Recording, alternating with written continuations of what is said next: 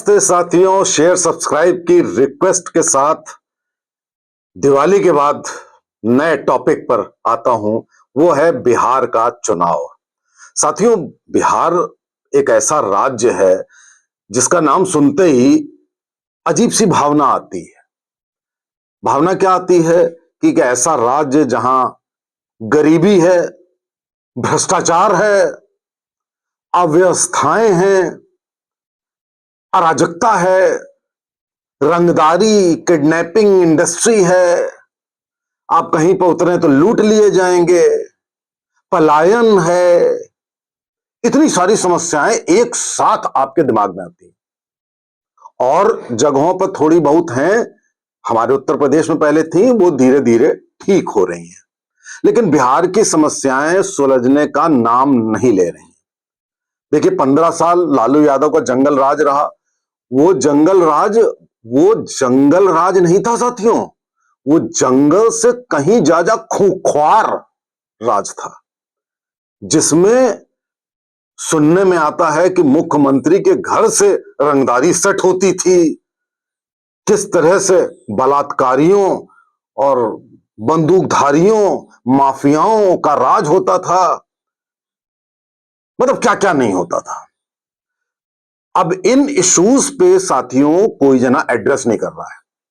आपने देखा होगा कि लोग किस बात पर एड्रेस कर रहे हैं? जातिवाद पर कर रहे हैं, सरकारी नौकरी पर कर रहे हैं।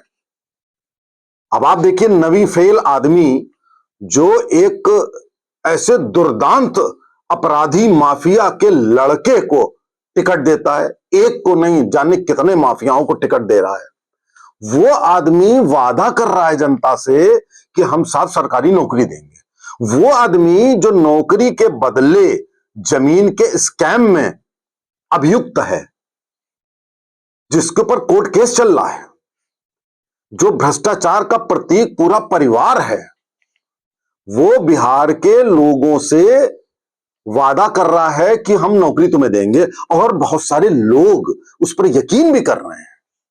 क्यों? क्योंकि बिहार में एक्सट्रीम जातिवाद है। साथियों, मैंने हमेशा आपसे कहा है कि जातिवाद जब तक रहेगा तब तक समाज पीछे चलता चला जाएगा, चीजें खराब होती चली जाएंगी। कोई सुन नहीं रहा है, और मैं बिल्कुल ओपनली ये बात कह रहा हूं कि हमारी पार्टी भारतीय जनता पार्टी, हम संघी लोग, संघ में तो ऐसा कुछ नहीं है, बिल्कुल जाति विहीन समाज है संघ का, लेकिन हमारी पार्टी अब जातिवाद पर काम करने लगी।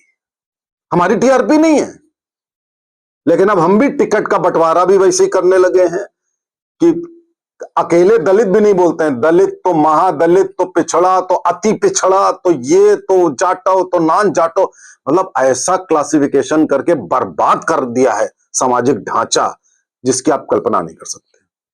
तो बिहार में सारा टिकट वितरण जाति के आधार पर हो रहा है, और वो जानते हैं कि वो नौकरी के लिए बहुत बाहर जाते हैं। नौकरी की बात कर दो, नौकरी की बात कर दी। अब पलायन बहुत बड़ा मुद्दा था, उसको थोड़ा बहुत उठाया प्रशांत किशोर ने, लेकिन ये जो दूसरे केजरीवाल हैं, ये जानते नहीं हैं कि बिहार में पलायन का कारण क्या है। साथियों, बिहार में पलायन का कारण गरीबी या शिक्षित ना होना या नौकरी ना मिलना, ये बड़े छोटे कारण हैं। बिहार में पलायन का कारण है वहां की अराजकता, वहां की कानून व्यवस्था, वहां की रंगदारी, किडनैपिंग, वहां का भ्रष्टाचार। इतना सा काम आप नहीं करा सकते। वहां के पुलिस जो थाने हैं वो अड्डे हैं रंगदारी के। वो है असली कारण पलायन का। जो ये प्रशांत किशोर कहा करते हैं ना कि वो मोदी जी ने वो कह दिया इंडस्ट्री के लिए इंडस्ट्री नहीं खुली, ऐसा नहीं है।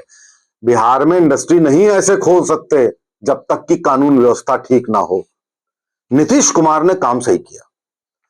जो पिछले 10 साल से नीतीश कुमार का निगेटिव पॉइंट आप जानते हैं कि वो यू टर्न स्पेशलिस्ट हैं, यू टर्न लेते हैं, वो ठीक है, लेकिन ना मैंने देखा कि वो जातिवाद ओपनली करते हैं, ना मैंने देखा वो भ्रष्टाचारी हैं, ना मैंने देखा कि वो परिवारवादी हैं। ये सारी क्वालिटीज बिहार में कूट कूट के नेताओं में भरी हुई। आदमी अच्छे हैं, स्वास्थ्य आजकल सही नहीं है, थोड़ी सी मेंटल स्टेट भी सही नहीं है। अगर वो सब सही होता, एक चीज और, कि नीतीश कुमार डैशिंग डायनेमिक नहीं है जैसे हमारे योगी जी हैं या हेमंता बिस्वा शर्मा हैं। वो डैशिंग डायनेमिज्म की थोड़ी कमी है। हो सकता है कि परिस्थितियां ऐसी हों, कुछ और कारण हो सकते हैं। तो साथियों, बिहार के चुनाव में असली मुद्दे को किसी ने डिस्कस किया ही नहीं। और जैसे कि आप देख रहे हैं कि ये जो अपराधीकरण, माफियाकरण, परिवारवाद, जातिवाद, इससे कोई भी पार्टी अछूती नहीं है। प्रशांत किशोर भी जो बहुत कह रहे हैं कि हमने साहब डॉक्टर्स को और इंजीनियर्स को, वकील को और साहब 6 लोगों को दे दिए, तो ऐसा नहीं है कुछ।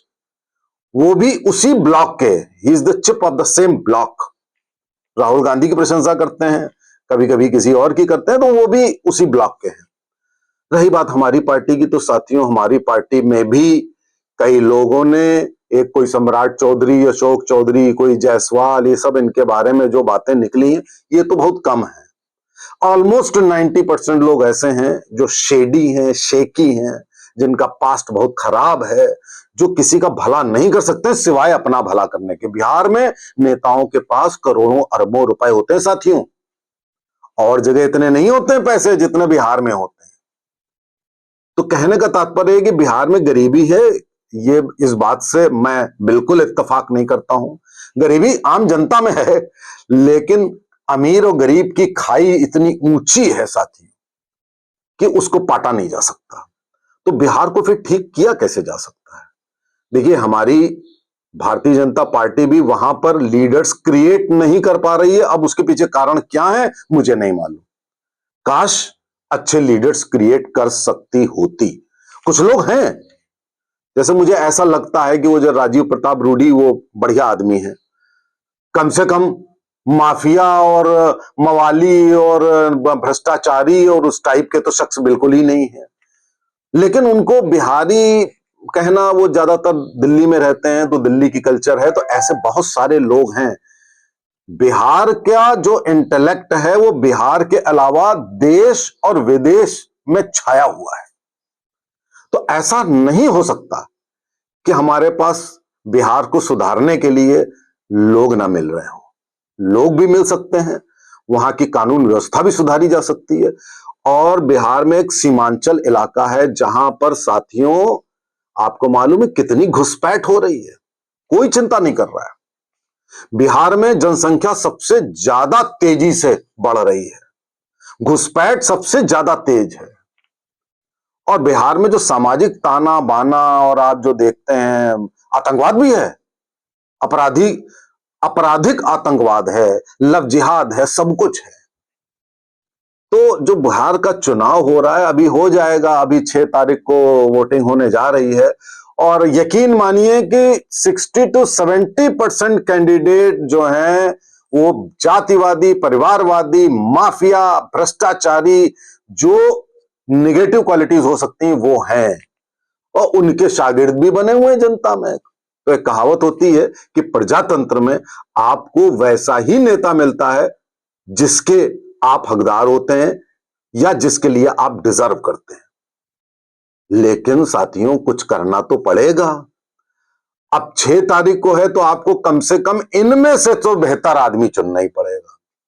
तो इनमें से बेहतर आदमी कौन होगा? आप सोच सकते हैं कि क्या तेजस्वी यादव जैसा आदमी, जो शाम होते ही किस चीज में संलग्न हो जाते हैं, और क्या उनकी योग्यता है?